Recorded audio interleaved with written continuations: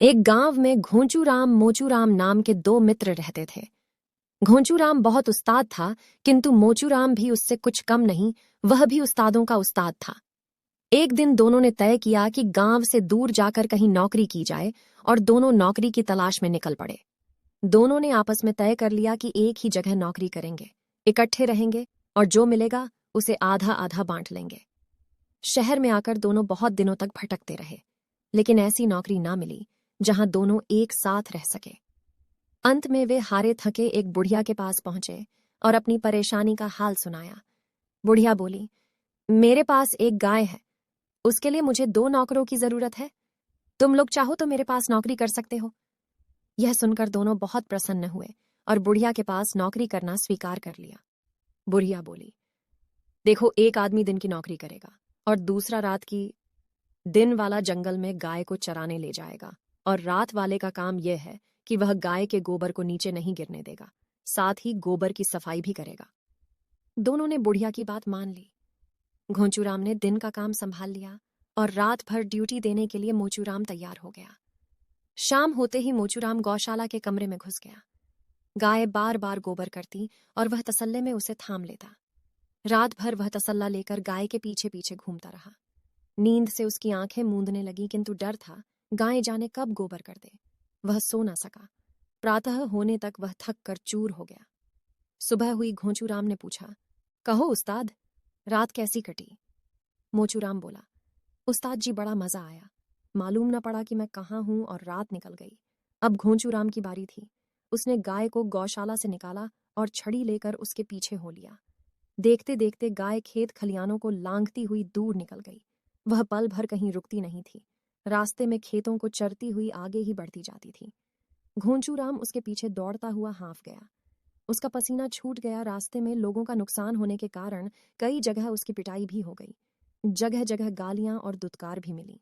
धूप में मिलो दूर निकल जाने के बाद एक नदी किनारे गाय रुक गई। उसने पानी पिया और घर लौटते हुए उसी तरह भागने लगी। दिन आने जाने में निकल गया। शाम ढलने पर घोंचूराम गाय के पीछे पीछे भागता हुआ थकाहारा घर लौटा। शाम को मोचूराम ने हाल पूछी तो उसने बताया, गाय के साथ जंगल में जो मजा मिला उसका वर्णन नहीं हो सकता। गाय क्या, सही मायने में गौ माता है। बड़ी ही सुशील, शांत और सहज स्वभाव की है।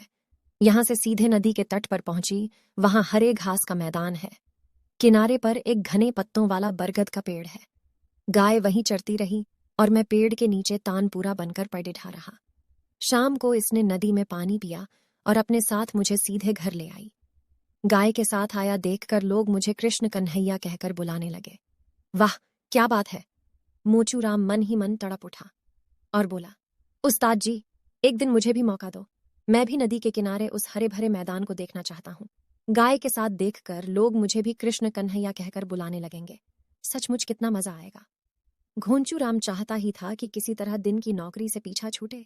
इससे तो रात की नौकरी अच्छी। वह बोला, क्यों नहीं, तुम चाहो तो हम आपस में नौकरी बदल ले। सुबह की नौकरी तुम करो और रात वाली तुम्हारी ड्यूटी मैं कर लूंगा। दोनों में बात पक्की हो गई। अगले दिन जंगल जाते हुए घोंचूराम बोला कि जंगल में केवल सोने का काम है, इसलिए चारपाई भी अपने साथ लेते जाओ। मोचूराम ने गाय को गौशाला से निकाला और चारपाई सिर पर रखकर उसके पीछे हो लिया। छूटते ही गाय दुम दबाकर भाग निकली। मोचूराम सिर पर खाट उठाए उसके पीछे दौड़ने लगा। सोचता रहा, गाय सीधे नदी के किनारे घास के मैदान में पहुंचेगी। वहां जाकर अपना चारा लेगी और मैं ठंडे बरगद के पेड़ के नीचे खाट बिछाकर मस्ती में पड़ा रहूंगा। कितना मजा आएगा, वह सोचता जा रहा था और गाय पवन वेग से भागती ही जा रही थी, लोगों के खेत खलिहानों को रौंदती हुई। मोचूराम भी उसके पीछे भाग रहा था। अब मैदान आया, तब मैदान आया, लेकिन मैदान का कहीं पता नहीं मिलाना। बरगद का पेड़ ही दिखाई दिया। उबड़ खाबड़ जंगल और सूखी झाड़ियों के बीच गाय के पीछे भागते हुए मोचूराम बुरी तरह थक गया। दोपहर के बाद नदी के तट पर पहुंचकर यह सब सुन साहूकार को शर्मिंदगी महसूस हुई वापस और उसने भविष्य में कभी किसी की जमीन न हड़पने का वचन दिया। मोचूराम भी घर आ पहुंचा। वह क्रोध से जला जा रहा था, किंतु घोंचूराम मन ही मन मुस्कुरा रहा था। अगली सुबह रात की ड्यूटी देने के बाद घोंचूराम गौशाला से निकला तो उसकी आंखें सूजी हुई थीं। बदन थक कर चूर हो गया था। दोनों ने मिलकर सलाह की और अगले ही दिन नौकरी छोड़कर भाग निकले।